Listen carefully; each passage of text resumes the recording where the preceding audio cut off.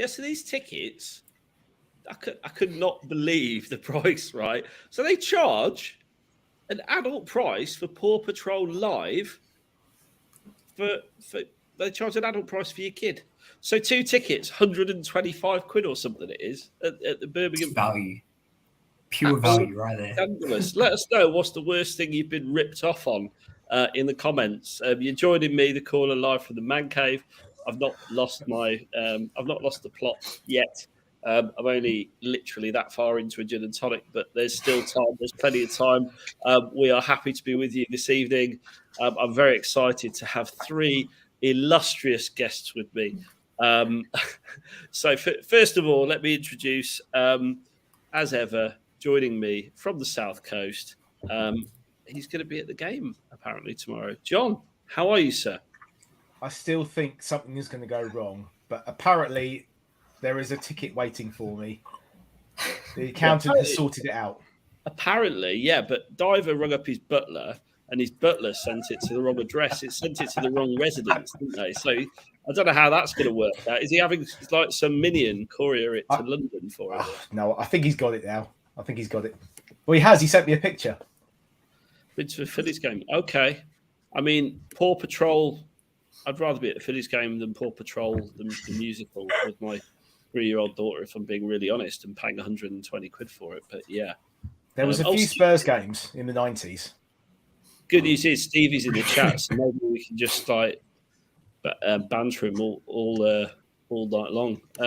Have you sent your butler to get the tickets, Steve? That's what John really needs to know. And JP, feel free to give him as much abuse as you like.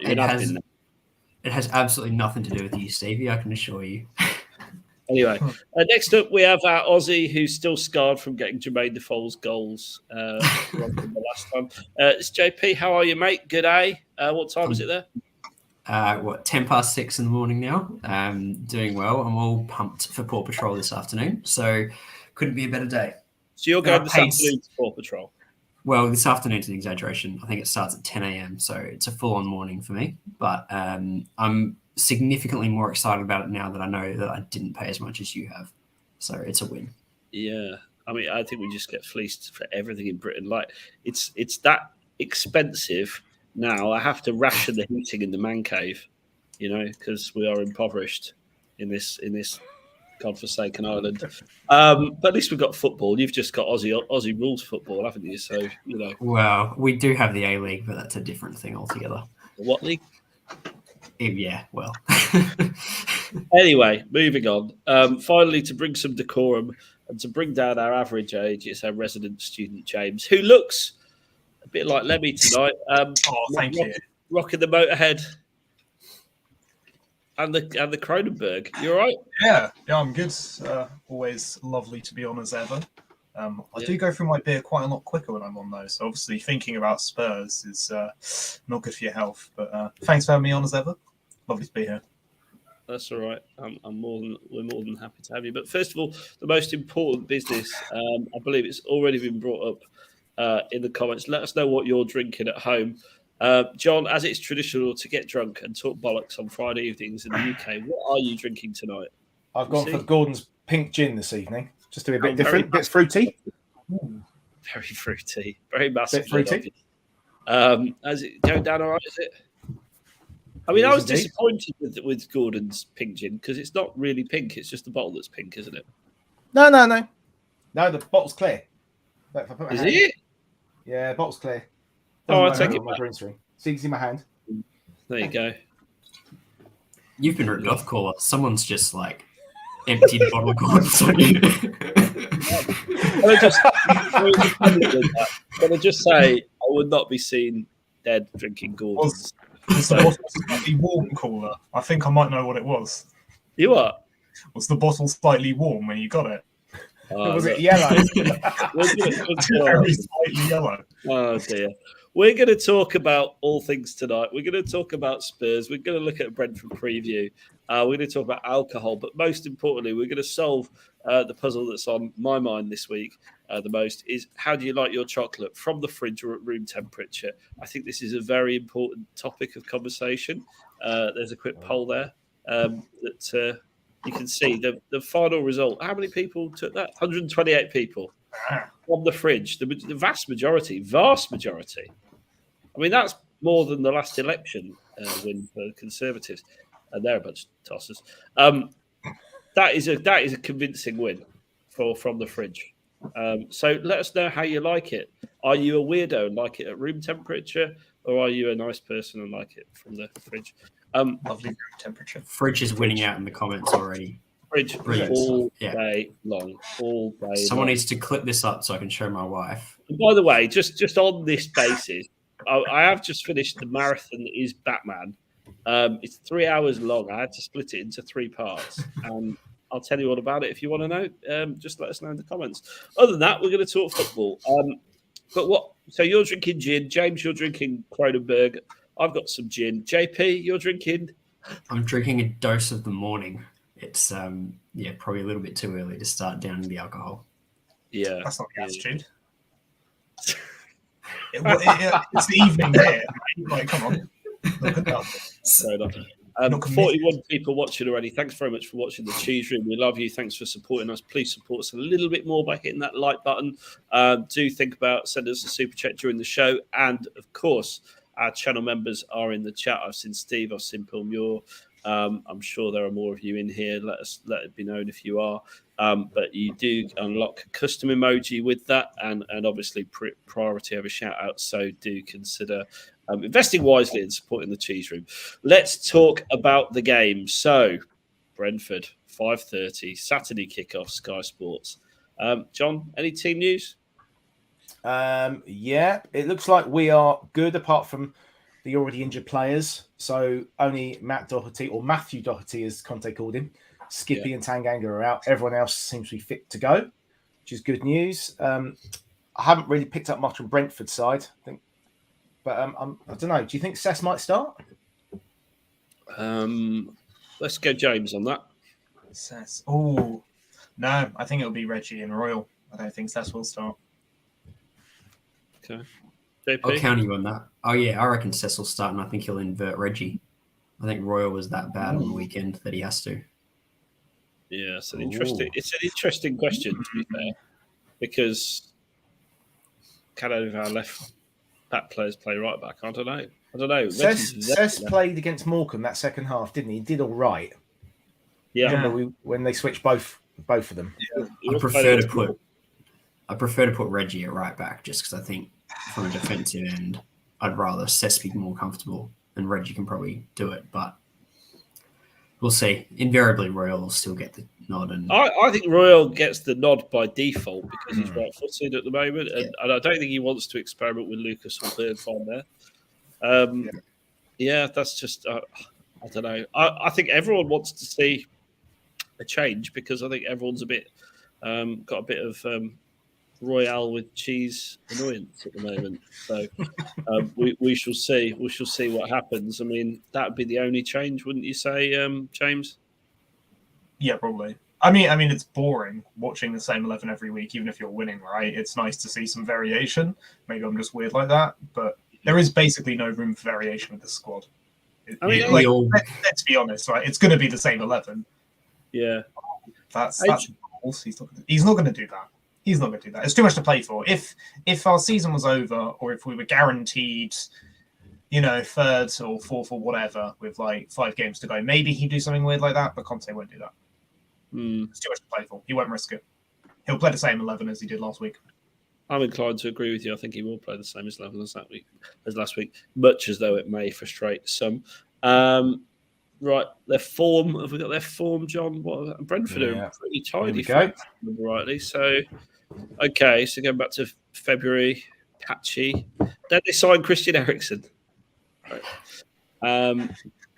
So, 3-1 against Norwich, and then lost to Leicester, close game, and then have won 3 on the bounce, including beating West Ham and that barnstormer away against Chelsea. Chelsea are shit at the moment, aren't they? Let's be honest. So they must be desperate to play us. Yeah. I will say, in the Watford game, they weren't considerably better. Stats-wise, it was 50-50 possession. Neither team really had more shots. actually Watford had more shots on target and more corners, so I think they got a bit lucky to win that, to be honest. Watford missed basically an open goal in the last minute just before Brentford scored the winner. So Watford could have easily won that game. Oh yeah, definitely. Nip and tuck. But yeah, I mean, prior to that, beating West Ham 2-0, Chelsea, very convincing, really. And then before that, Burnley and Norwich. So, yeah, they're in form. But you would have to fancy us on paper, wouldn't you, JP? Have to, surely. I mean, even looking at those wins, Watford, I mean, you'd expect them to win. West Ham's really the only one where I give them credit because Chelsea is shipping 4 at home to everyone. So,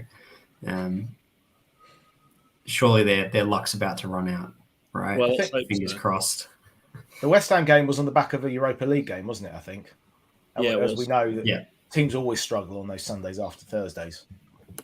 So we're finding reasons why their form's good, which I like. James, you've been looking at their formations in recent games. How do you think Brentford will play? I think they'll play a 3 at the back, 3-5-2. That's the thing that really worries me because we struggle against teams that play 3 midfielders.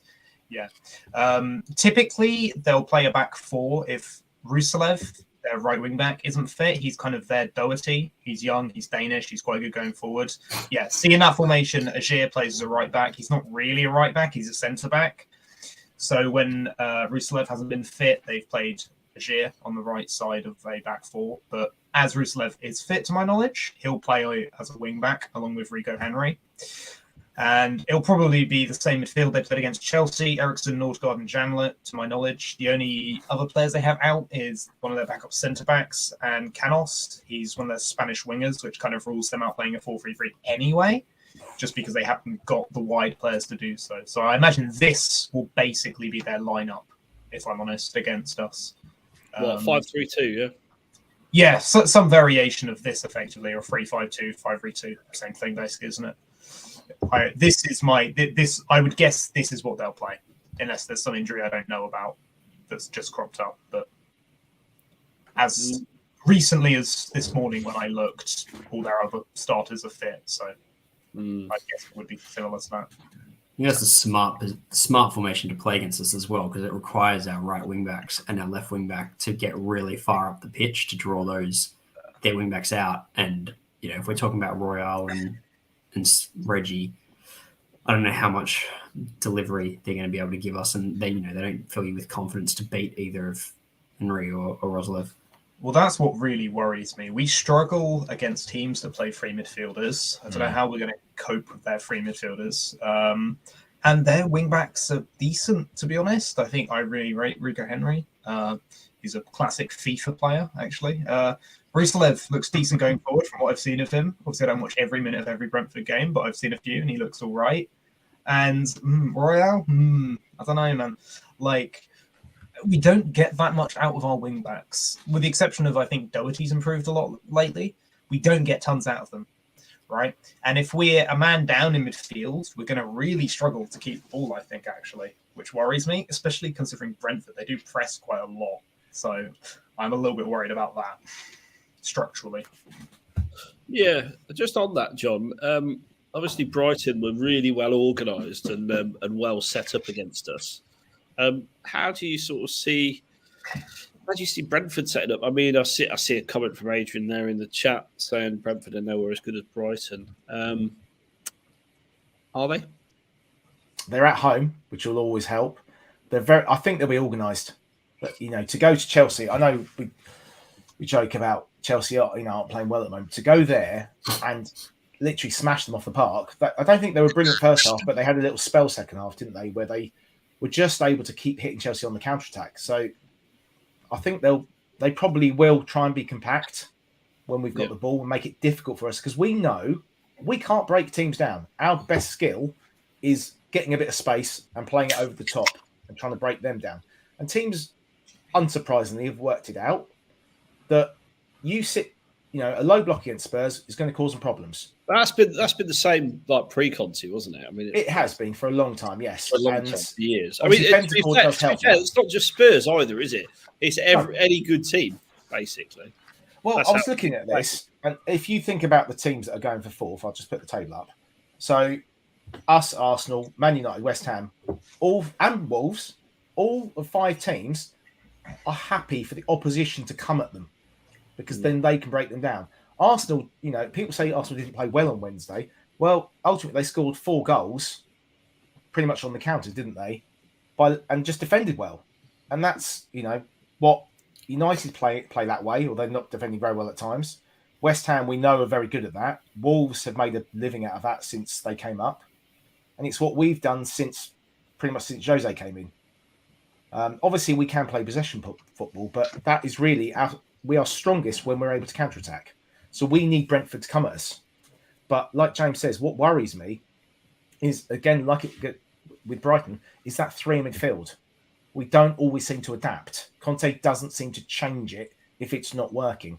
He could drop Kulusevski in there, or even say Kulusevski up front, Kane drop in there. Just trying something different at times I think would be a good move. Or going back to Poch days, sometimes Dyer would be centre-back, and sometimes he'd step forward into midfield if it wasn't working. On Wednesday night, Arteta, after about 15 minutes, changed from a back 5 to a back 4 and moved Ben White to right back. And then suddenly they scored. That was nothing to do with the formation, but they had a foothold in the game. It's having that ability to adapt is my only concern about Conte at the moment. Yeah. It's the most surprising thing about Conte and about the last result as well. It was so clear what the problem was with the team, and nothing changed. Just let's bring Lucas on. Let's give Bergwijn another 4 minutes to try and score a goal. I mean, the issue is predominantly around our midfield, right? Against some teams who really struggle with our 2 midfielders. But then in Conte's defence, what do you do in the midfield? Do you bring Harry Winks on? No. I mean, we don't really have anyone on the bench you look at and think, you are going to win us a match of football. We have in the midfield at least. I mean, Winks could do a job, but had he brought it, that proves my next point brilliantly. That proves my next point brilliantly. Had he brought him on, people would be complaining that he brought Winks on, right? So there's very little he can do because aside from our starting 11, our squad is not very good. Simple as, basically. We have no midfielders unless he fancies throwing someone who isn't a midfielder in midfield, like Dyer. He basically has no options. But even then, it's a defensive midfielder. We don't have a creative midfielder at the club. Ben Scott isn't a creative midfielder either. He's more of a box-to-box player, really. As is Højbjerg, as is Skipp. They're all the same. Yeah, and our wing-backs aren't very good, bar Doherty, really. Surprisingly, he's actually quite direct. I mean, Reggie's okay, but I don't think he's world-class. Royal is not a wing-back. Cess is... he's not had enough time, really. Yeah, he's young. It's hard to even Royal, it's hard to really criticise him. He's young, right? They're all pretty young, with the exception of Doherty, so it is a bit hard to criticise them massively. But at present, right, they're not performing tremendously. And I don't know, I'm not... it's easy to say, well, we should play this formation or do that, but then who plays? If we played 3 in midfield, who plays, right? Winks... Bentancur, Højbjerg. Doesn't that sound like a you want Skipp? You want Skipp back, really? I mean, that's even Skipp, right? Skipp is really similar to Højbjerg, in my opinion. No, they're very similar he's not. He's better, Jay. I said he's better on Twitter the other day, but they're very functionally similar players. They're not going to be doing particularly progressive passing. No, I disagree. I think Skipp can. Skipp's box to box, Højbjerg's side to side. Højbjerg is a classic holding midfielder. But none of them are passing midfield. None of them are creative midfielders. Fundamentally, I think we saw Skipp coming into his own prior to his injury, and I think he was starting to take on people and thread passes through and carry the ball and be a ball carrier, which is what we need as much as a passer. But yeah, we miss him like hell. Honestly. Definitely. I mean, he's injured anyway, right? So there's not really much Conte can do about that. Well, I've read that Skipp might be out for the rest of the season, John. I think he's potentially going to have an operation, isn't he? I haven't heard that one. I know it does seem to be dragging on, and it is a worry. Obviously, Conte's spoken to him about. Let's just put this up because obviously he signed his new contract, which is fantastic news, and they must be pretty happy that it's not going to be a longer term injury. Otherwise, they wouldn't have given him this long contract. Bit worried that he looks like he's had a few too many Easter eggs in that picture. To be honest, I think he just looks like he's had a few bumps actually. He looks a bit wiped out. But don't you think Ollie Skipp's like he looks about 40? He looks older than me. He looks about 12. I think he always looks really young. From the other end of the scale. I don't think his face matches his body. He's very old for his age. On the pitch, he's very old for his age. Actually, to be fair, you know when that contract expires, he'll be 25. He would have spent 20 years at Spurs. 20 years. Proper Spurs lad, eh? 5 he was when he joined. Was he? Wowzer.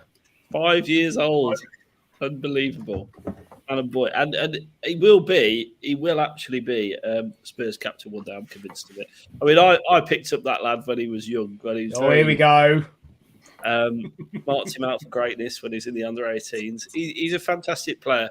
Got a great head on his shoulders. I think he's the future of not just Spurs' midfield, England's midfield, subject to injury. And that's the worry right now, really. I genuinely think he is that good. He's the Jordan Henderson replacement. I genuinely see that. He's a much better Jordan Henderson because I think he's got a bit more to him than Jordan Henderson, personally. But I think you're right. I think injury is the worry. Obviously, Steven Gerrard had a lot of problems as a 20-year-old, didn't he? He's always having back problems. And is it the way that Skippy chucks himself into everything? He goes full-blooded. As he gets older, he might need to learn when to go, when not to go. Because you have to listen to your body, and he's a young guy. No, here's an interesting one. Do you remember when Winks had his breakthrough game versus Real Madrid? I was there. His game where everyone was like, he's world class and all the rest of it. At the time, I said he might be good, but Skipp is will be a better player than Harry Winks.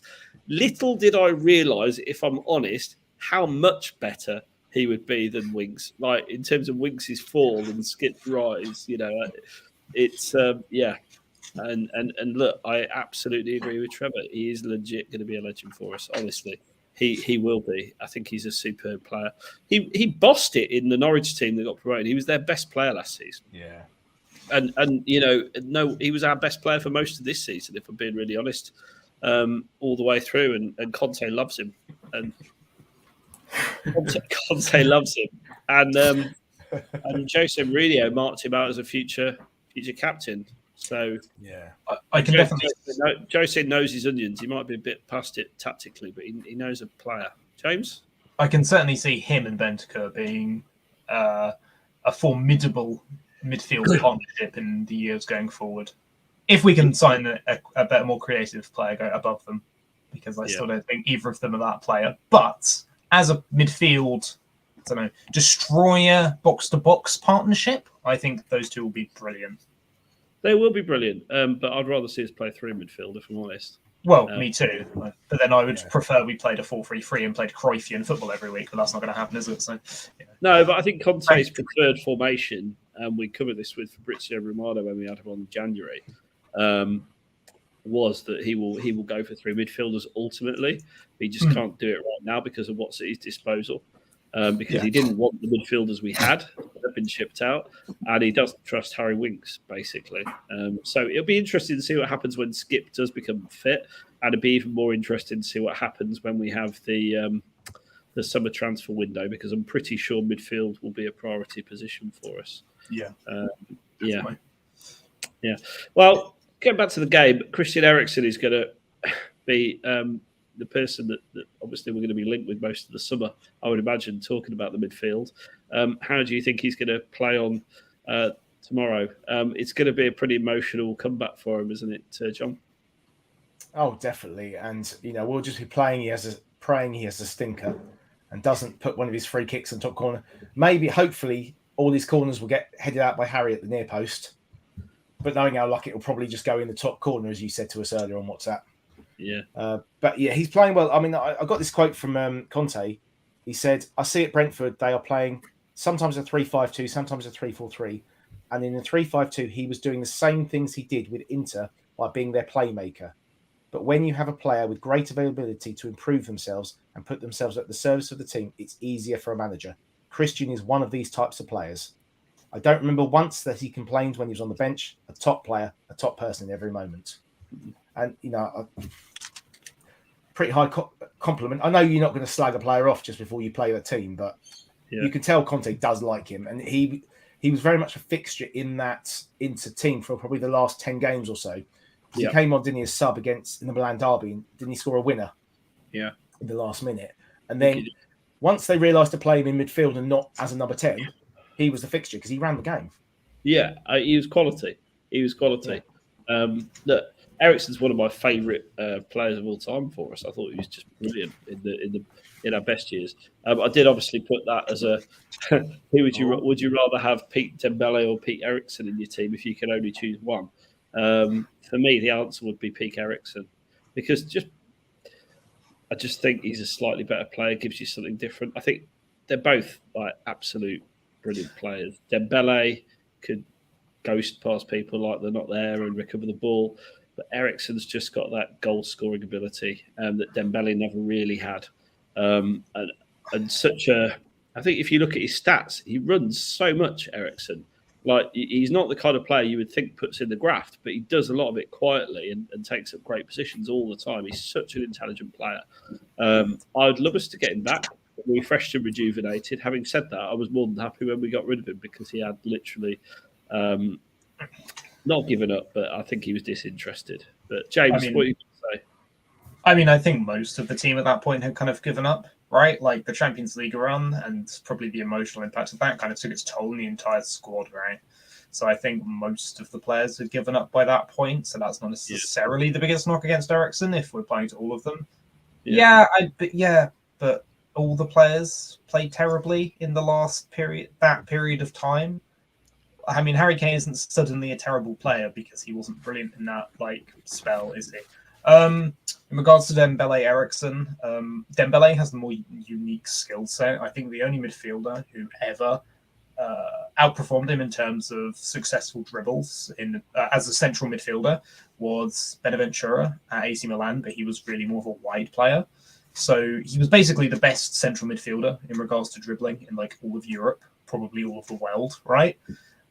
He was strong. He won the ball a lot. He was an incredible player, right?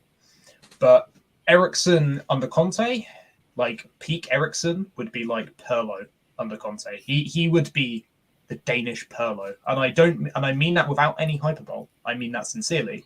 He would be basically Pirlo in that midfield, and we would be in the top four very comfortably with that player. If we had prime Eriksen this season under Conte, wouldn't even be a competition. James, do you say Dembele or Eriksen then?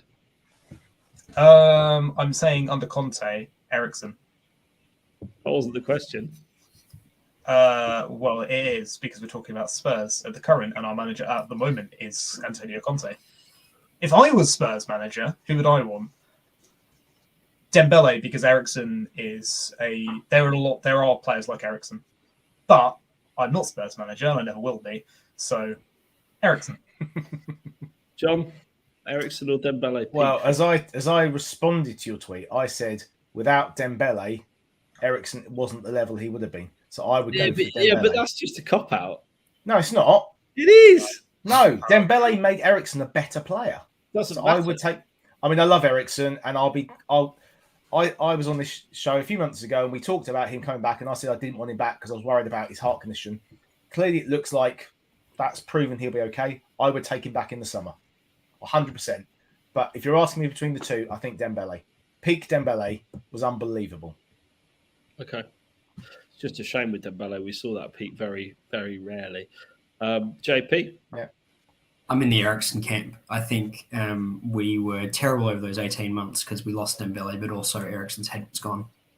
I think as much as you can't replace Dembele, it was something else. You can replace what he gave to the team adequately. We've proven we can't replace Eriksen. We've really struggled to get any creativity in midfield. And Eriksen was pivotal to everything good. That Spurs team we all loved did so well. The shame with Dembele was he only had probably 18 months where he was top draw. He also didn't turn up against the smaller teams, weirdly. Yeah. And when you think about being Spurs, he's a big game player all day long. Yeah. And we need those, but I thought Eriksen gave you 7 out of 10 every game, at least. At least, yeah. Unless it came to corners. then probably more than a 4. Let's the keep ultimate- Sonny on corners. The ultimate Spurs thing. They'll score from a corner. You can bookmark this. What are we on? 30 minutes. They'll score from a corner, and Eriksen will take it, and he'll beat the first man, and that'll just be our day all over. Okay. So, would you have Eriksen back then?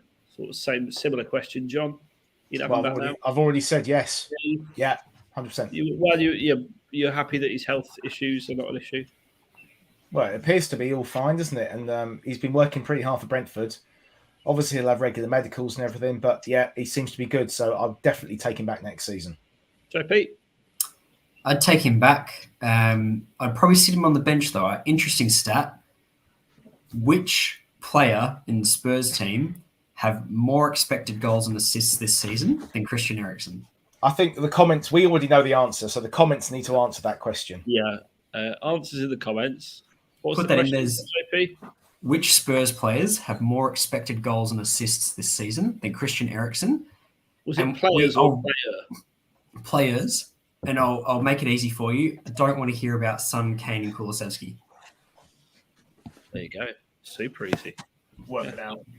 Let us know in the comments. James, James? we've upset Stuart, clearly.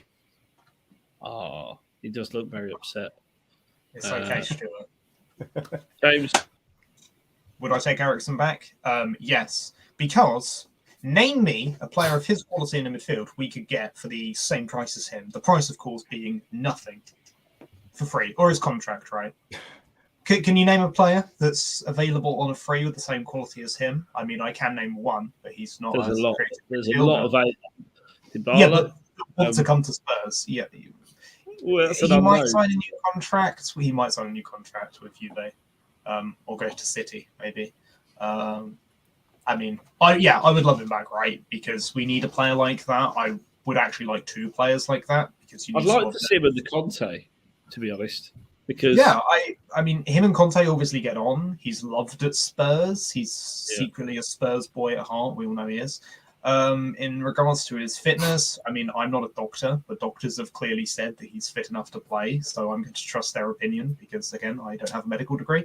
So, I'm sure if a doctor says he's fit and the Spurs medical team say he's fit and Conte trusts him as a player, yeah, definitely. I mean, I don't see why it should even be a discussion. If he wants to come to Spurs, then he can, even if he just comes off the bench, right? Who better to break down the team, the one thing we're terrible at, than him, you know? Yeah. Well done, Lane Lee. With the Antonio Conte profile picture. There you go. Beautiful. Are you Conte in disguise? Maybe you are. Yeah. Can I just put this one? Oh, where's it gone? This one here. Does anyone bother check if Eriksen would want to come back? Well, I think we're assuming he probably would come back. It depends what offers there are. We're being linked, and so are Leicester. You'd assume, and we might be wrong, that given the choice, he'd come to Spurs. I read a report say he wants to stay in London. No, he might say, "I'll stay." I would imagine as well. When he was leaving as well, it was stay because he thought he could step up. I don't think there's teams or leagues that can take him now where we could step up. It's not going to be Real Madrid. It's not going to be Barcelona. No. He's being linked with Man United. He wanted to win it. Sorry. He wanted to win a trophy, right? And he won Serie A. He's been there, done that, bought a shirt from the gift shop, basically, right? And he obviously enjoys working with Conte, so I imagine he would want to come back. I mean, where else is he going to go, right? Stay at Brentford, brilliant mid-table obscurity. I'm sure that's really appealing to someone who's 30 now. I mean, no, he's a player who obviously wants to achieve. He'd come to Spurs. He loves Spurs. He wants to stay in London. Who wouldn't? Loves Conte. He wants to come. Maybe, but also, Go on. But he is winding down his career a little bit. He's reaching the 30-year-old mark, which in football is basically a tombstone. So he's not. Oh, you tell that to Cristiano Ronaldo. Come on, James. I know you're young, but 30 is not a tombstone. Well, for the vast majority, cheers, son.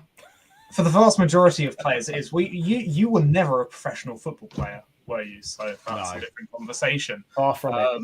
Yeah, and neither was I. So my point being, he is at the later stages of his career, he's winding it down a bit.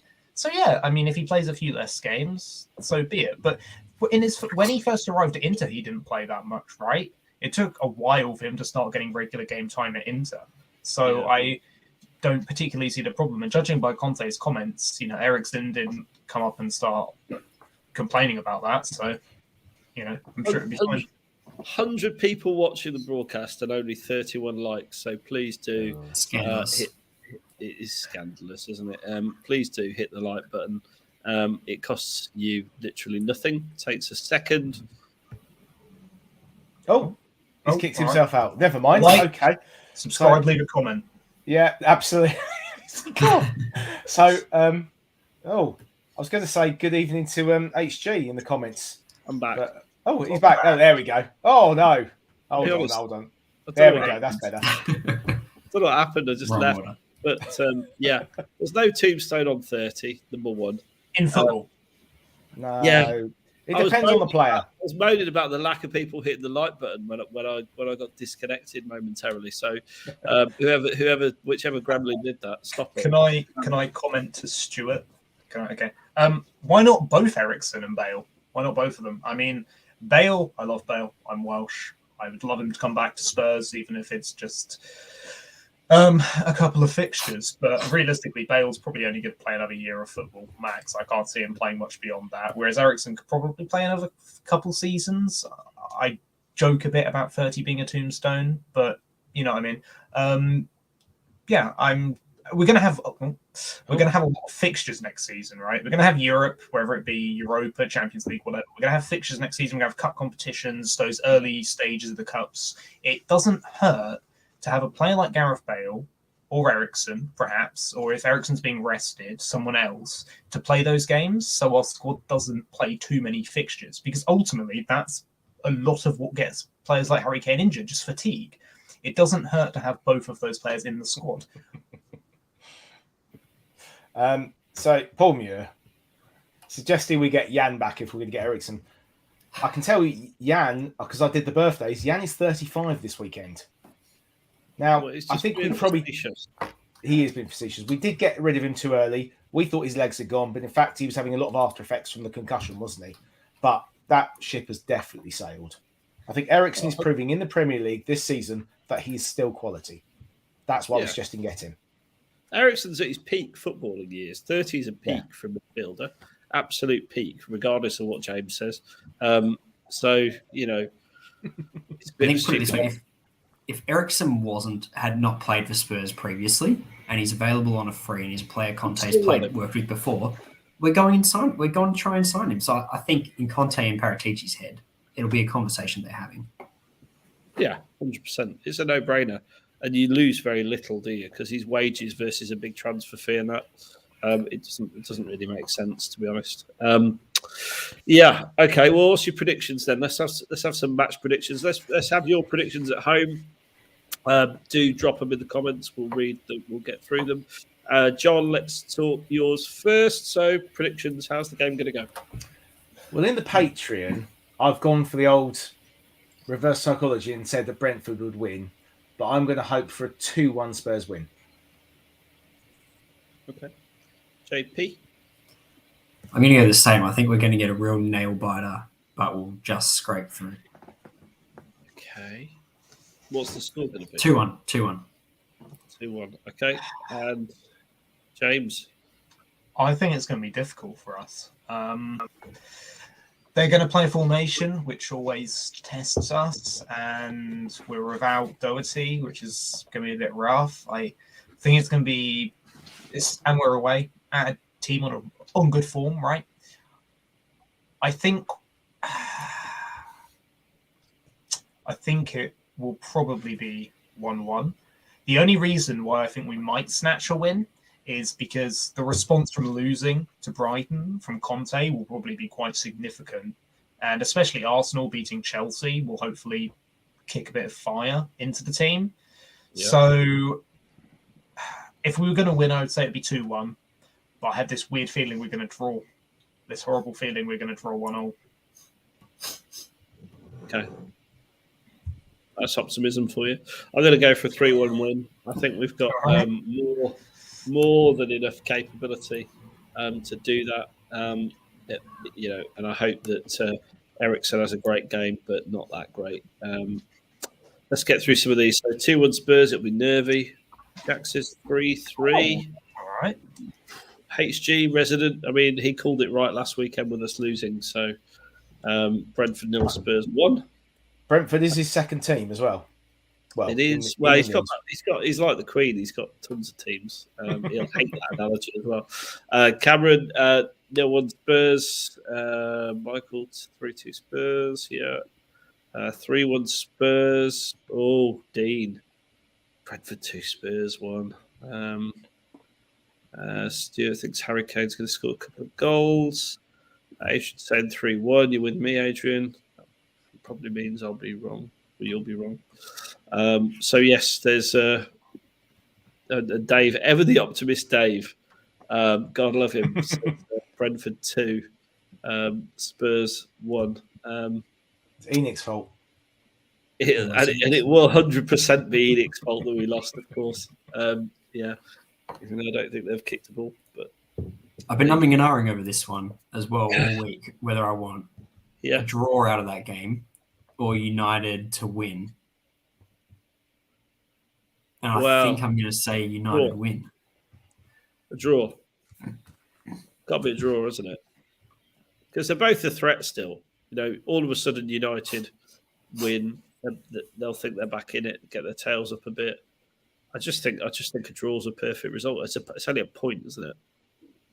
We'd take both of them only getting a point. If we win, then obviously it's massive. If we lose, it's catastrophic potentially. Yeah. But yeah. I think either way, that North London derby is like far more important now than I ever wanted it to be. Just on this, you betting on Romero to get a yellow card. I might do because that's now my tradition, and he hasn't been booked since I did it. I mean, he was on like 7 straight bookings or whatever it was, and now he doesn't get booked, and you can thank me for that. So, the 32nd game's gone, so it doesn't matter. The only way he'll get suspended is if he gets a sending off, or if he gets another 6 bookings in the last 6 games. He'll be suspended next season. I'm definitely sticking a tenner on it then. Absolutely. Sticking a tenner on it. Just go for the red card. We shall see. We shall see. Let's talk top 4 battle then.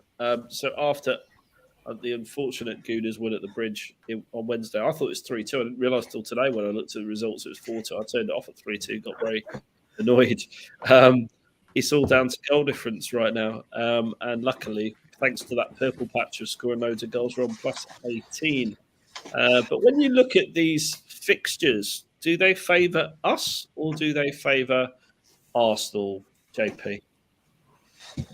When we had this conversation like 4 weeks ago, they favoured us. But now looking down it, it's pretty evenly matched, really. I think Burnley and Newcastle, theoretically, Newcastle's a harder team, but Burnley are scrapping in a relegation fight, so that's not going to be an easy game. And then Everton and Norwich, I mean, they're pretty much the same team at this point in time. So I think it's actually really an even draw from here out. The difference being we've got to play Liverpool. Yeah, that's very true. I mean, when you look down the Arsenal list, there's no bankers there where you expect them to get beat 100%, are there? No. That's what I'd say. No. Whereas there is one. We have one, yeah. Which means we need to beat Arsenal and match them in every other game, doesn't it? Yeah. John, are you still confident? I mean, obviously, Brentford is our banana skin. We know Liverpool. None of us are expecting anything out of Liverpool. So we've got to hope that West Ham, on a week when they've got a Europa League game, turn up at the home ground. Or Ronaldo, I believe, is training, so should be back tomorrow. Hopefully he turns up and has a worldie like he did against us. Obviously, Leicester will be playing us on the same week as they've got in between their Conference League games. So hopefully their minds will be on that. As you said, Burnley and Norwich, we should win both those games. So there's a very good chance it comes down to that North London derby, which Sky will absolutely love. Milk. Milk. Yeah, big time. We just got hope they drop some points in those next 3 games. Leeds will not be a walkover anymore. West Ham won't be a walkover. Man United are in turmoil. Hopefully, the new coach, even though he hasn't started, will settle some of their minds. I believe Pogba might be out for the season. Yeah, that'll help him. It might actually help them in a way because he's so hit and miss, isn't he? He's a talented player, but so hit and miss, and half the time they seem to be carrying him. So maybe having a bit more of a solid base might sort He's them out. mainly missed, to be honest. So yeah, Except when they play us, he turns it on. That is the one thing I will say about United is with the announcement of Ten Hag, I imagine some of the players will be thinking, crikey, we better show up sort of thing. Because there's a new manager coming in, you want to put on a couple of good performances. So maybe they'll have a bit of a psychological boost in that sense. If Ronaldo fancies having another worldie game and beating them, that'd be tremendous. Liverpool away is probably the hardest fixture of the league for us because we beat City for some reason every time we play them. So Liverpool away is a monumentally difficult game. Fortunately, the North London derby for us is at home, and I think with Conte, we definitely have an edge over Arsenal. If we can even just get a draw against Liverpool at a point, I think it might mean that if we beat Arsenal, we're home free, as it were. The one thing I will say is that Everton on the last day of the season, they very well may be battling for survival. So that might be a tough game for Arsenal, as will Newcastle away, actually, right? So while it may not seem like they have a tremendously tough set of fixtures, I think a couple of those games could potentially be very tricky. The team in this race that do have a tough set of fixtures are United. And that's what makes me lean towards United getting the win over Arsenal, because they still have to play Chelsea and Liverpool. And I don't see them picking up points in either of those, particularly because Chelsea's away. Even the way Chelsea are playing. Yeah, but Chelsea are terrible at home. They seem to turn it on away. Oh, okay. And I don't think they'll play Lukaku. There was a big thing about number of empty seats, obviously, at Stamford Bridge because they can only have season ticket holders there currently. They're not allowed to sell tickets. I'm wondering if that is having a real effect on their home form. I saw that, and I couldn't believe they still haven't relaxed that, if I'm honest. I'm baffled they can't sell it for charity or something. It's just bizarre, isn't it? It is bizarre. It is bizarre. There you go. There's the table. So it's.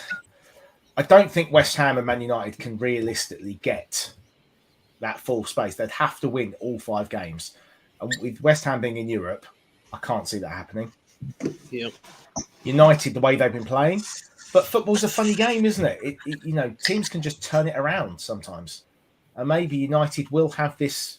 Now Pogba's out and Ronaldo's back, and now that the manager thing has been sorted, maybe they will go on a bit of a run. The one thing, as I said earlier, all those teams, and Arsenal have got to play West Ham and United, they like to sit back. Arsenal did well because they sat back and Chelsea came at them and they just hit on the break. United aren't going to let Arsenal hit them on the break, I don't think, so much. I mean, they might be wrong. Apparently, Ronaldo, despite his tragic news, and it is an absolute tragedy, he's back in training, apparently. So, yeah, may well make an appearance. I think he'll start. If he's been training, I think he'll start, and I think he'll be extra. Hopefully, he'll be extra motivated to come back. Again, the West Ham game. West Ham won't give them any space behind. They'll keep it tight. West Ham will try and score a goal and just sit back and soak up that pressure. They are masters at that. It's just whether they didn't master it at Spurs, though, did they? No.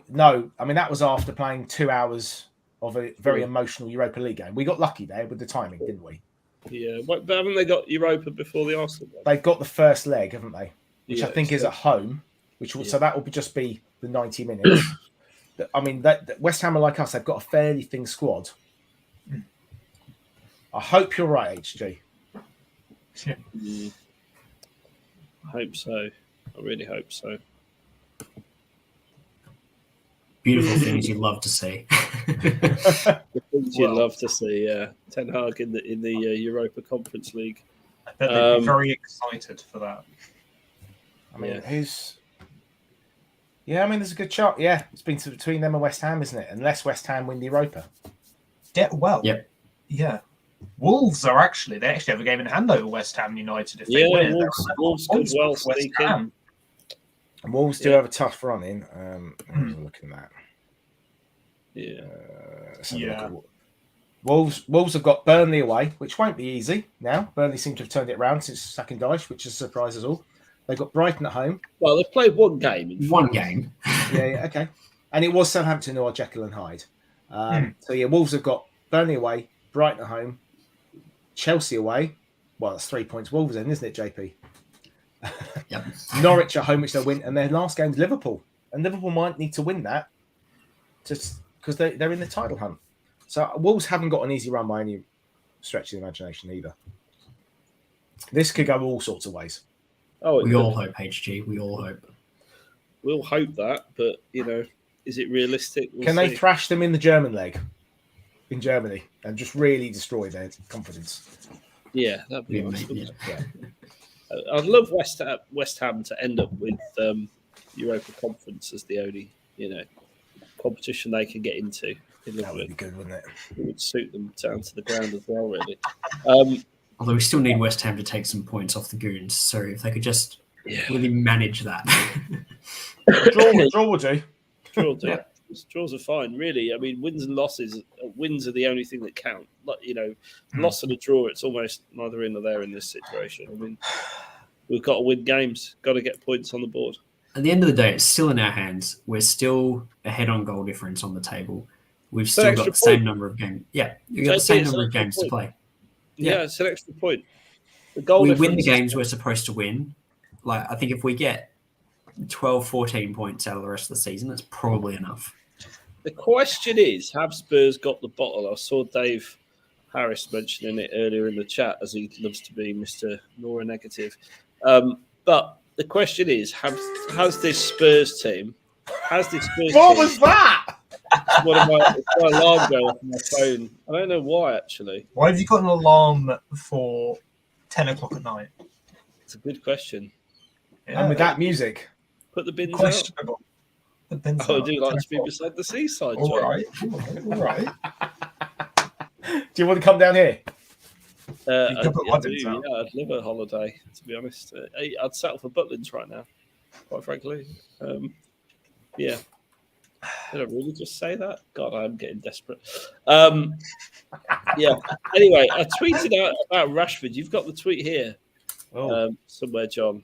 Yeah, let me find. There we go. It's there. I can't believe the reaction this got. Do you remember 110,000 impressions that tweet got? Rashford. So it kind of there you go. That's what it is. To refill my glass. Absolutely right. Absolutely right. He has just been refilled, so I'm good. Yeah, I mean those impressions. It's amazing how divisive that one question was. Really divisive. Yeah, and the different people that were suggested, and yeah, I think we need to see people's comments about what they think. Obviously, Harry Maguire was mentioned, wasn't he? A lot. Harry Maguire was mentioned. Dele Alli, the most overrated English player. Well, no one rates Dele Alli. Does anyone rate Harry Maguire? I mean, Man United fans don't even rate Harry Maguire. Gareth Southgate. Gareth Southgate does, who's the England manager, and Marcus Rashford. Rashford. A lot of people were saying, "Well, is he even rated?" Well, yeah, I take that point, but he's on like loads of adverts as the face and stuff. I will set up. So field this question if you'll let me. Yeah, I rate Rashford. Annoyingly, this is a United player, but that's weird. I think he's a good.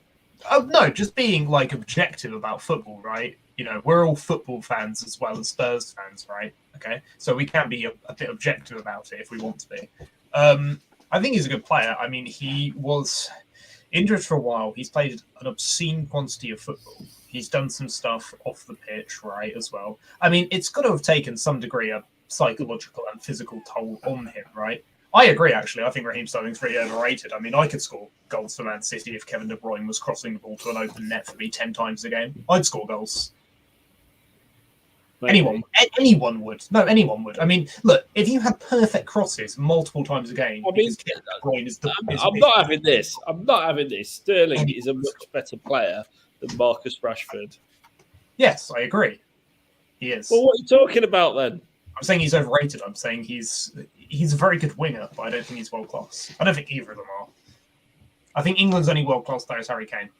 So basically, he's saying levels, caller. It's all about levels. Right. Rashford's here, Sterling's here, whereas Kane is like way up here. Well, we know that. Yeah. That wasn't anything to do with the question. But I'm saying some people think Sterling is like up with Kane, which he isn't. Which people? Apart from Andy from Manchester. Andy's a person, isn't he, mate? Come on. Andy 1 and 2. Well, Southgate kept picking him. Well, yeah, because who else is going to pick? And Southgate loves Rashford, so... What's your thoughts on Sancho? Young, talented player. Was he worth 80 million or whatever they paid for him? Was it about 80 million? It was 70 something, yeah. Yeah. I think if you'd paid 40 million for him, you'd still be saying you were overpaid. I mean, off the basis of this season. You bought potential, but you don't pay, in my opinion. You don't pay 80 million for I potential. watch Spurs. You don't pay 80 million quid or 75 million quid for potential, do you? You play that for I mean, let's put that into context. Haaland's release clause is 75 million, is it? Would you prefer Sancho or Kulusevski? Huh? Sancho or Kulusevski? Or who? Sorry, Kulusevski. Kulusevski. Dejan. Well, they're totally different players, but Playing the same position. I'd have Kulusevski. I'd agree. 75 million euros, Haaland. Okay, so what's that? 63 million pounds, apparently. Is that the pound speaker? Yeah. I think the thing with Sancho is two things. Is A, Man U were paying the Man United tax, right? Because everyone knows they have loads of money. So you can whack on an extra 15 million, basically. They pay loads of money, but yeah. Their revenue is very high, regardless, right? Like, they wouldn't have spent the money if, whatever, right? There is a Man United tax. I mean, they spent 50 million on Wan-Bissaka, all right? I'll get to this in a minute. Sancho, I mean, realistically, you do the maths like this, right? If you think we get 8 or 9 years out of him, it's 7 million, 8 million a year, right? That doesn't seem like a terrible idea. I'm sure in a couple of seasons he'll kick on and be a good player, but it's early doors for him, right? Maybe under Ten Hag he'll improve. I think he's definitely a talented player, but it's difficult in that Man United team at the moment. Sorry, what did Paul say? Paul said if we're going to state that Eriksen was in the team but still a good player, then the same could be said for Sancho. They're different players. That's the fundamental issue. We have plenty of wingers. We have 2 wingers who can't get in our team, Lucas Moura and Steven Bergwijn, whereas we don't have a creative midfielder at the club. Unless you want to count Tunga and Dombele, who A, isn't that, B, is in France, C, can't play more than 45 minutes of football without looking like he's knackered. So, different players. Sometimes it's not necessarily about the innate quality of a player, but how they fit into a team, right? So, and sometimes that's more important, especially here under a manager who's kind of dependent. I mean, look, Sancho, just to bring it back a bit, Sancho was fantastic in Germany. So clearly he's a talented guy. He's looked good playing for England when he's come on, and he's looked good in spells, in patches for Man United, but he's just not strung it together. But equally, he's been in and out of the team, hasn't he? So how do you get a run of form to get going? And I still say, like, Cristiano Ronaldo, possibly the best and worst signing they could have made. Because, yes, he sticks the ball in the net, but I think he's just upset the balance of the team, cut opportunities for people like Sancho. And he's not the future, is he? He's going to do, one more year maybe? So I do think he's upset the apple cart there a lot. A lot of the problems are because of him. At the same time, without him, they're probably 8th. I don't know that that's true, though, because they weren't 8th last season without him, were they? And they were doing pretty well before he signed, weren't they? Before he actually made his debut, they were winning games. They were improving. I read that he's won them 12 points a season, sort of goals alone. It's hard to say, really. I mean, he's obviously an exceptionally talented individual who's definitely won them games. I don't know what this is turned into the Man United podcast, but hey ho. No. But it's more about opportunity, right? Yeah. It's tough. I mean, I think it was probably possibly more of a commercial decision in some ways, right? Because I'm sure they sold loads of Ronaldo shirts. Oh no, the point was they signed him because he was going to sign for City, and United couldn't let him go to City. Well, yeah, of course. And it made sense for City. That's the funny thing. I still think that, like, as much as he might change the way they play and they can't press as high as they want, they have been. He's not the problem with their team right now. Yes. They finished second last season, but also Liverpool are a lot better this season. Chelsea are a lot better this season, right? I would say we're better now than we were last year, kind of, especially under Conte. I mean, Chelsea have kicked on. Well, yeah, but other teams have improved. I think they've gone back. Rashford's form's dipped quite a lot. They also sacked their manager midway through the season. So they've performed a bit worse. They've performed worse than they should have, and we've performed better. The answer to this, Paul, is if we should sign Bale anyway. I know you'll absolutely love that answer. So Bale wouldn't go to Arsenal. I think he'll either go to Spurs or he'll go to Cardiff. Okay. Let's switch gears a little bit and talk about something else besides Man United. So I sent a tweet by the Tottenham Hotspur official, John. EA Sports have nominated some of our players. There we go. For their team of this season, Kane, Romero and Son. I think Kane and Son are pretty much a given every year, but it's nice to see Romero getting a bit of kudos. Jamie Carragher seems to fall more in love with him. I'll be really fascinated to see if Carragher's doing the co-coms for the Spurs Liverpool game. If he's still cooing over him so much. Obviously, he'll have either Mane or Diaz to deal with, so that would be quite interesting. But yeah, he's improving week on week, isn't he? Yeah, he's got to kick him up in the air, I think, especially now his yellow cards are cleared. That'd be good. Everyone needs to snap Salah. He's too good, unfortunately. But there you go. And Ivan Toney also, I believe. Yeah. In the team. There we go. That's surprising to me. There we go. Well, he's got 12 goals, so he's up there with Kane and Mane and goals wise in a weaker team. So due respect, and they're a mid-table team, and no one expects them to even be that. Yeah, fair play. But he had a stinker against us, didn't he, at the Lane? But then he had COVID. He got COVID the next day, so we suspect that's why he had a stinker. Yeah. And James is gone. Yeah. Whilst we've got the scrolling ticker at the bottom of the screen advertising Patreon, it's a good point to talk about Patreon. The merch has been arriving around the world. Here we go. There he is. I'm live. Hold on. Take it off. Go on. Live shot. Here we are. There you go, JP. Beautiful. I mean, this was a beautiful shot. A bit of fade in the background. There. But personally, I think this one trumps everything. It's the cheese room calendar coming soon. Because he's worth it. Oh my God! Can you imagine a cheese room calendar? Is it going to be January? Or does that mean we're getting rid of him? I think he's December. This is the best bit. This is the best bit. Dave is obsessed with his calendar and who's leaving. So if we put him on January, that would be amazing. All right, that's wonderful. Yeah. So anyway, the point of this is what our patrons are getting around the world now. If you want to join, the details at the bottom, £3 a month. Anyone with a year's subs will get the merch. And we love having you on board for the chat rooms that we have exclusively for Patreon. We have the fantasy football, which I'm terrible at. We have the Predictor League, which I'm terrible at. I think there's some great prizes in that. I'm not sure who it is that signed it. It might be Steve Perriman or someone, but there's a signed photo for the winner of each of those. And then, are you in contention, JP? No.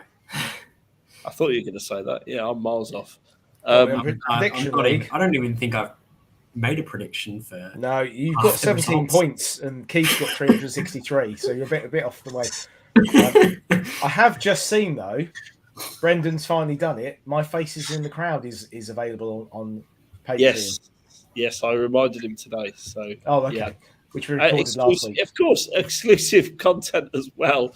There's various stories on there, articles, and various content. And we'll be doing more of that over the next 12 months as well. So do get your Patreon membership today if you've not already. I know a lot of you have, and we thank you massively for your support. You guys make the cheese room, so thank you very much for that.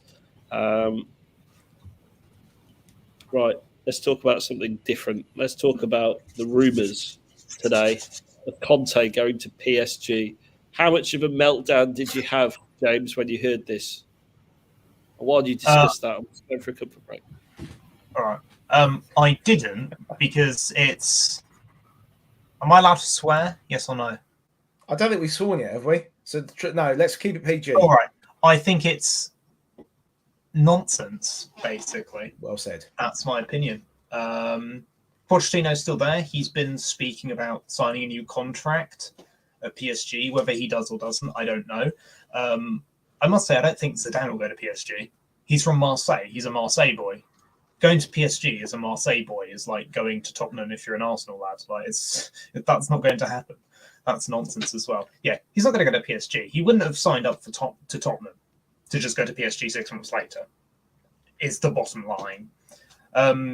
I don't think he's under any illusions that when he joined Spurs, they would be, 18 months, win the league, win the Champions League, good handshake, leave. It was going to be a project sort of thing. It would take a few seasons. I imagine the 18 months was because he possibly had some reservations about Levy's commitment, but provided Levy doesn't dick him around in the summer sort of thing, as long as we there get goes the PG. Apologies. Have it. As long as he doesn't get messed around in the summer transfer window, yeah, he won't go. Even if we don't get top 4, I think if we come 5th, he won't come. He won't go. End of the day, he's here for the long haul. That's my opinion, at least. Yeah, precisely. He's not going. He wouldn't have come to Spurs to just leave in 6 months to go and manage PSG. Because here's another thing. Conte is terrible in Europe, right? He's never won anything in Europe. The furthest he got was the Europa League final of Inter. He's not very successful in Europe. He's a very good domestic manager, but he always struggles in Europe. He never got beyond the round of 16 with Chelsea, I think, in his one European season with Chelsea. I don't think he got beyond the quarterfinals of Inter. Maybe I'm wrong, but he definitely never got to. He never won it, right? So it wouldn't even really make sense for PSG to hire him because he's not a European manager. He's a domestic manager. So yeah, it's just noise. He won't go to PSG. If he goes to PSG, I'll sniff Tabasco sauce or something. That's a very student-esque thing. Yeah, that's the sort of thing you students do every weekend anyway, so it wouldn't make any difference, would it? Let's be honest. If the money's there, why would he not go, JP? I think it's an indictment on his career if he was to go. I think if Spurs make top 4 and Conte goes to PSG, I think that changes a lot of people's perception of him. Every time he's walked out on a club, it's been odd because he didn't get what he wants. But if he was to go to PSG, it's just a bit of a whinge move. I don't put too much credence on it, though. I think all the reports at the moment are pretty much just coming out of France and Italy, which I don't really believe anything they say until it gets reported somewhere else. Well said. I think... realistically, you go there to, like James said, he doesn't do well in Europe normally. You're going to walk the French league normally. I mean, even Poch has walked the French league. I say even Poch. That's no disrespect intended. All the Poch lovers in the chat, but he has. Conte's style. He wants his players to do his thing, and if they don't, he gets rid of them. Well, look at the players they've got. Are Messi and Neymar and co going to do what Conte wants? Probably not. So are the PSG board going to go, yeah, we'll get rid of these guys? No. And are they going to cope with Conte's emotional outbursts and all these things? It doesn't seem like a right fit for me. I think Conte lets messages out via his entourage, doesn't he? Here's the thing, and this is why this is bollocks. Zinedine Zidane is available, wouldn't cost him a penny, right? He's French and a French legend, right? He's got proven Champions League credentials. Yeah, Conte hasn't for all his good. Has Conte ever won the Champions League? I don't think he has. How many times has ZZ won it? Is it 4? 3 or 4. 3. Yeah, he won it 3 times in a row, right? Yeah. Okay, so and he's been at Real Madrid, the biggest club in the world, and is used to handling egos. Now you stack all that stuff up. Just the fact he's French and a legend would get him the job. But when you add all that stuff and the noise that Conte brings, both in terms of demands and diva strops, and as you say, getting players to do what you want, it makes no sense. So to me, this is just noise, and it won't happen. If you're painting a picture of the ideal manager for PSG, you turn it around and it's Zinedine Zidane. Yeah, the only reason that doesn't happen is if he doesn't want to go and do it. Yeah, but Zidane is from Marseille. He won't go to PSG. He's from Marseille. Marseille and Paris are rivals. He won't go to PSG. He will. Come on. No, he won't. No, he's in Marseille, lads. He won't go. He's been sniffing around the. No. Conte, Paratici-Pack should not be underestimated. Yeah, that's true. I think absolutely get on, right. I mean, Paratici's the guy who wanted Conte at Spurs. He's the guy who kept pestering Levy to get Conte. I imagine daily it was, I've got a new manager for you. It's this Italian guy called Conte every day. Really choice, constantly being told that. Right, let's play this out hypothetically for a minute, though. Let's imagine in this weird parallel universe, ZZ gets completely overlooked because James is right. He's not. And you're not. And Conte goes to PSG. Do you think it'd be a straight swap and Poch would come in? I think yes. Levy would take him back. Mm. And I think he'd like to come back. Would it be the right move? I don't know. I think we've always often said 5 years, haven't we? And it's been, been 2.5 years now, isn't it? Since he was sacked? Yeah, about that. Yeah. My thing about Zidane, I saw this earlier, somebody made a very good point, that they think he's waiting for the French job. So you have to wait till after the World Cup. Maybe. Could do. Maybe. I mean, look, I think Conte's never going to be at Spurs long term. Let's be honest with ourselves. But I think he's got another season in him. He's never been anywhere long term, has he? I don't know though, right? Because he was at Juve for 3 seasons, nearly 4. He left Chelsea because of an unfair dismissal. I believe he sued them in a civil court and actually won that case over the unfair dismissal. Yeah, so that doesn't count. Plus, no manager lasted Chelsea very long. Inter, the club had no money and they couldn't afford to pay wages, right? So that's probably why he walked there. At Juve, he got sacked because he was complaining about the board screwing him around. I don't know, right? Realistically, it's going to take probably more than 18 months to solve the issues at Spurs, isn't it? And right? you think the board at Spurs won't screw him around? Well, yes, but I think he's intelligent enough to realise that he's going to have to fight for things. Look, he wouldn't have signed up to Spurs if he didn't realise that it was going to take more than 2 years, realistically, to start winning stuff. And he wants to win wherever he goes. He doesn't sign up to Spurs to be a transitionary manager, does he? No, but he signed an 18-month contract. That's irrelevant. No, it's not. It's perfectly relevant. Yes, when you talk about his confidence in Spurs, it's very relevant. Okay, that's only if you can prove that he's the one who wants an 18-month contract and not Daniel Levy, which you can't. You can only assume that you can only infer that, right? You can't objectively state that. Here you go. Conte will stay till 2024. Kane will stay till 2024. Both of us. Mystic HG predicts that they'll leave at the end of their contracts. Basically, well, no, Kane will and Conte will stay till the end of that.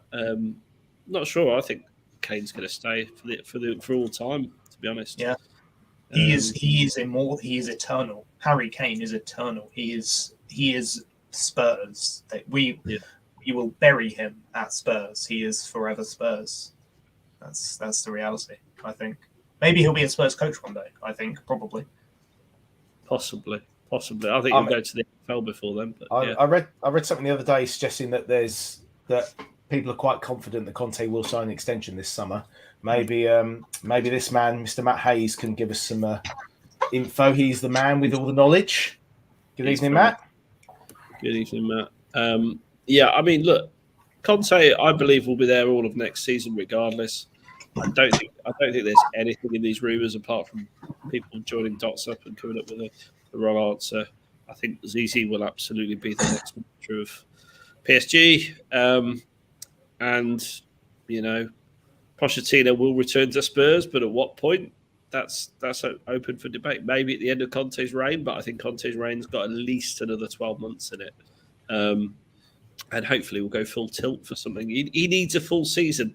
You don't come in half a season and then leave. Just doesn't make sense. It damages your brand as a manager if you do. He's going to be given 12 months to see what's happened, what happens in the window, and who he can sign, who he can bring in, who Paratici can bring in. Yeah, absolutely. I don't believe for a second that he will leave. I think people need to chill out and just enjoy the Conte running, because there's every chance we will get somewhere with it, John. Yeah, I think he'll stay, and I think he'll already know what's happening. I wouldn't be surprised if his team are putting out these little rumours to try and wind Levy up to make sure that things are going to happen. But I mean, I've been sucking him before, and I really do hope that we will back him and get some players that he wants to improve this team. Maybe I'm wrong. Maybe people like Dave are right, but I'm just really hopeful we will progress this summer. Yeah. I love that idea. HG as assistant manager, just because he can get us free tickets as well. That'd be the best thing. Oh yeah. Wow. And imagine the Poch cam with HG like that. Could HG get us free tickets to Paw Patrol as well? Might sort of call her out. No, I've paid 120 whatever quid for those 2 tickets for me and my daughter to go to Paw Patrol. I'll enjoy it. If you can sort me some backstage passes out to meet Ryder and Sky, I'd be all over that, JP. See what we can do. I love the names. I have no idea. Oh, mate, I've done it all. They've got medieval pups at the moment. It's really interesting, honestly, how I have to spend my time playing with a 3-year-old, crawling around the floor, pretending to be Ryder and all the rest of it. He's the leader, and I get battered basically. That and PJ Masks, which if any of your children are into PJ Masks, you relating to that, JP? Oh mate, banging show, PJ Masks, brilliant. Disaster of a show. I've got about 14 cat boys. It makes me happy. In case anyone missed it first time, join the Tutoring Patreon, and you too could look like this. There you go. Beautiful. It is beautiful. It is beautiful. Yeah. Your birthdays, John? Have you got any birthdays to celebrate? We have. So already mentioned on Sunday, Super Yang Vertonghen will be 35. 35. Go on, JP. I know you love predicting. How many games do you reckon he played for Spurs? In his, what was it, 8 seasons? 9 seasons? When did he leave? Last summer. So 9 seasons, yeah. In total, I reckon he did 300 odd. 315. Good guess. Oh, 12 goals. All right. And on the same day, turning 29, is Super Ben Davis. It's obviously a left centre back position. Yeah. 265 games, 6 goals. And tomorrow, a left back, but a right-footed left back, because we like inverted fullbacks, don't we? 45 years old, Young Pyo Lee. He was his first dip into the South Korean market, I think. YP Lee, as they used to call him. 93 games, 0 goals. Yeah, he played left back and right back, like sometimes when Benny played left back. But yeah, he was a decent player, wasn't he? And then I've gone for a recent issue on this day, which was yesterday, 2015. Spurs 4, Leicester 3. Harry Kane's first hat-trick. Ooh. Was that at home? That was at home, and that was Leicester's. I always say that was Leicester's turning point of their season, which just kept them up. And then the following season, I think they won the league or something. But the fourth goal, the winning goal, was an own goal by Jeffrey Schlupp in that game. You know, we love a goal against Leicester, don't we? Like, we've had some cracking matches with them in recent memory. We have. I remember beating them 5-4 at Wembley. It was an awesome game. Yeah. It was like Lamela basketball. scored twice, didn't he? Yeah, Lamela came off the bench, I think, if I remember rightly, scored twice. Oh, okay. I think he was off the bench. I know we were 3-1 down in that game, weren't we? Yeah, So, yeah. Kane do you want to have a go at naming the team, guys? For that what game? year? 2015? March 15, April 15. Yeah, well, give it a go. Hugo in goal. It was. Right back. Kyle Walker. Yep. Left back. Benny Rose. Yep. Centre backs, two of them. Supian and Toby. It was Jan Kabul and Dyer. Oh, yeah. Okay. So central midfield. Were we still playing with Paulinho back then? Before Paulinho. Or was it after? No. It was after Paulinho, that was. This would have been... This was Poch, wasn't it? 2015. Poch's first season. Who was his central midfield? Two youngsters. Mason and Bentaleb. Yeah. Mason and Bentaleb, yeah. And then you've got two wingers. Townsend. Yes, Townsend. How far we've come. Chadley, yes. How far we've come. And then obviously Mr. Kane we mentioned, and then a Danish gentleman we've already discussed this evening. Janssen. Christian Eriksen. Vinny. Oh, No. Eriksen. He's Dutch. No, Danish. Eriksen, yeah. I thought you said up top. No, up top we had Kane, and then we had Eriksen. Must have been playing a 10-year-old. Okay, I thought we played a two up top. Okay, that's fine. I'm glad this jokes. I mean, HG is desperately trying to extend this one. I see every time. Yeah, I mean, this is brilliant. Corner thinks we lost 2-1 to Leicester. Ha ha ha ha ha. It's really funny. But you've done exactly the same thing in my position. 100%. It is still nuts to me that Paulinho was a flop at Spurs, but then went on to play for Barcelona. Barca. That is still weird. I thought you were going to say it's nuts to me that you left the Leicester game at 2-1 down like 4 minutes into extra time or whatever it was. You know, that's nuts to everyone. I'd have done the same. Look, not nuts to anyone that's ever sat in an away end. Small admission. No, you were in the home end. You were in the home end, weren't you? A small admission. Me and my father went to Spurs Newcastle, and upon seeing Newcastle score in the first half, thought, oh, well, this isn't going too well, is it? So I went to go get another drink, and as my next drink was being poured for me, I heard everyone in the stadium cheer, so I actually missed the Ben Davies goal. So I would have made the same error as you, Caller. Well, Caller missed that goal as well. I'm happy. Caller wasn't going to get a drink. Happy mistake, I was going to get the car from about a mile away. We were losing. I was sat with the Leicester fans all game, taunting the Spurs fans. Like, finished third in the 2-horse race, all of this shit.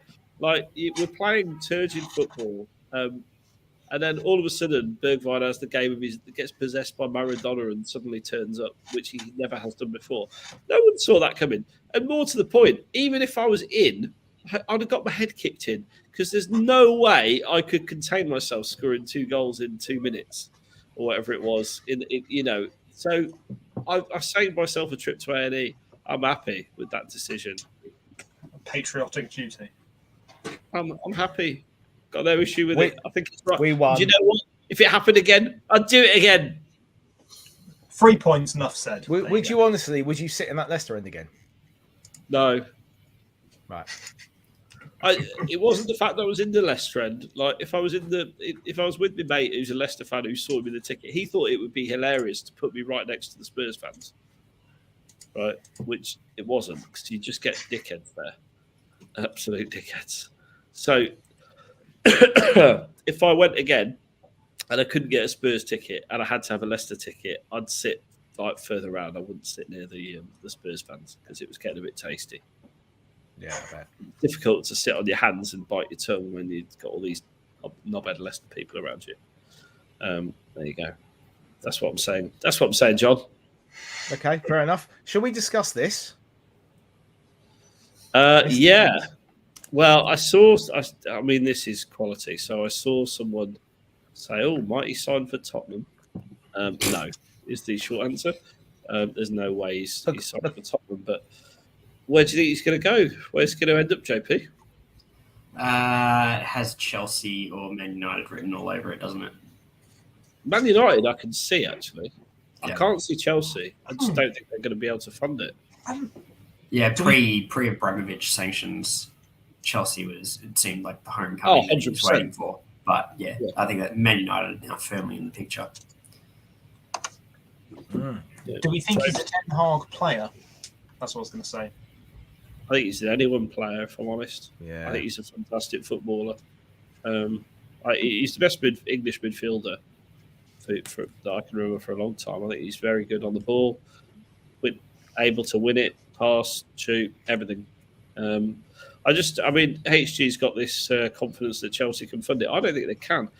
Ultimately, it depends who takes them over. But you've got to bear in mind that the owner was putting like 100 million a season in effect into Chelsea. Part of the bid process is they've been told they've got to stump up £1 billion of investment in the club on top of the purchase price. Apparently, What for?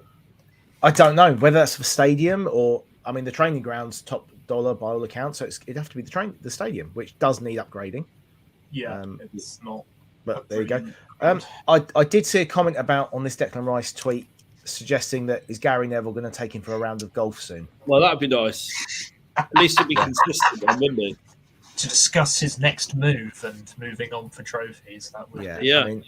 Yes, he is a Chelsea fan. He was at Chelsea as a boy. I was told that one of the many things Lampard fell out with Chelsea about was he wanted to sign Rice, and Chelsea didn't want to go back and look like they made a mistake and by spending a fortune on him. Lampard had a lot to answer for, really, other than that. He's doing a great job at Everton, isn't he? He's lighting up the league.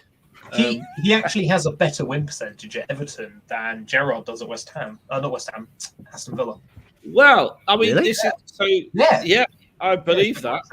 I do believe that, and this is a good point. And I was chatting to someone with this at work who's a Villa fan, and sort of said to their manager got sacked, didn't he? At his name escapes me. Lambert? Dean Smith. Norwich manager. Yeah. Of course he is. Yeah, he's gone to Norwich. Got sacked, and I thought Dean Smith did a fantastic job at Villa through the time he was there. Got back in the Premier League and did all right with them. Had a rough start to the season, but Gerrard, for all the early optimism, it's been a bit crap, really. And they spent a fortune. He's just got them playing like a bunch of twats and kicking everyone off the pitch. JP, agree? Yeah, he's definitely brought energy, which is something you expect from any Gerrard team to come in. But yeah, I didn't think that a Gerrard team would be this aggressive. Against Spurs, they were horrible. They were not just aggressive to play against, they were dirty to play against. Yeah, they're trying to take your legs out. Maybe I didn't watch enough of Gerrard as a player, but I took him for a hard-working player, one that was always going to bring energy, not filthy. Yeah, that was just dirt. Absolute dirt. John? It's interesting. It getting rid of Smith reminded me a bit when Southampton got rid of the guy before Poch, whose name's now escaping me. The guy that brought them up to Premier League, Southampton.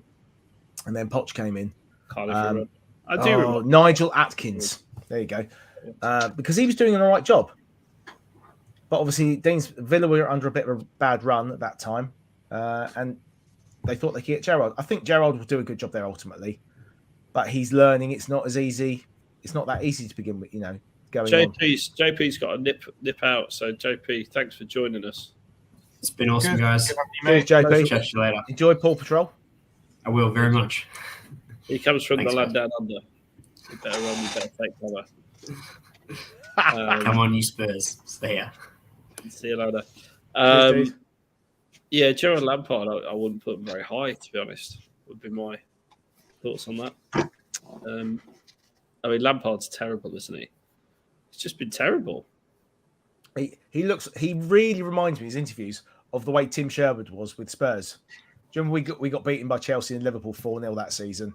And he just stood there, that was gutless. And he didn't know what to do. That's what Lampard really reminds me of. That that he really thinks they should be able to just turn it around.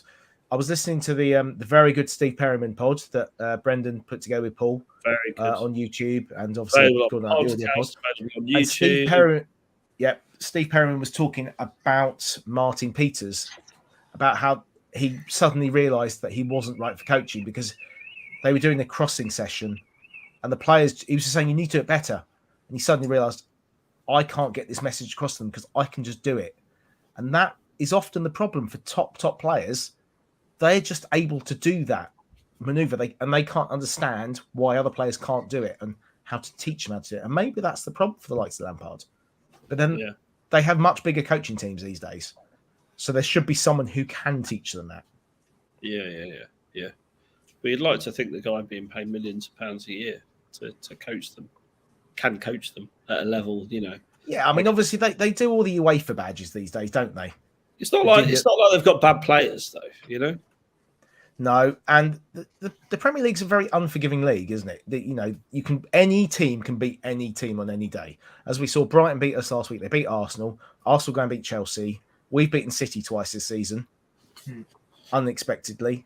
There are so many different variations that can happen, and we're not guaranteed fourth by a long way, and we have to hope we can make it. But I think Lampard may not last much longer. I think Gerrard will get another year. I think you're right.